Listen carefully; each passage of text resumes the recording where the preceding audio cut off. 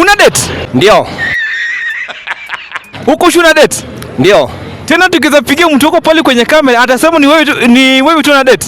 Kabisa. Hebu niambie mtu wako anaitwa nani? Wanjiko. Wanjiko? Yeah. Wanjiko anakujua na jina gani? Mzae. Mzae? Yeah.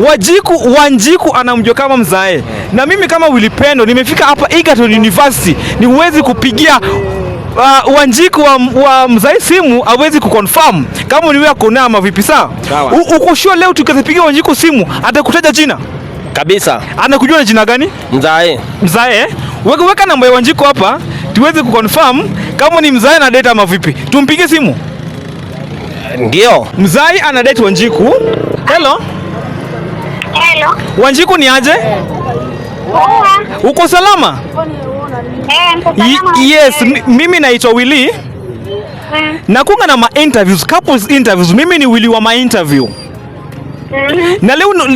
Na leo nimepana na this one amazing man. Akaniambia Willy, pigia Wanjiko wangu simu, hawezi tu salimia kwenye interview akianza na jina langu. Sasa nataka usalimie mtu wako hapo hivi kwa interview ukianza na jina yake. Wow. Yes. Mko upande gani kwani? Wewe kwanza sema tu jina mtu wako alafu nitakwambia tuko pande gani. Anaitwa Alex. Anaitwa Alex.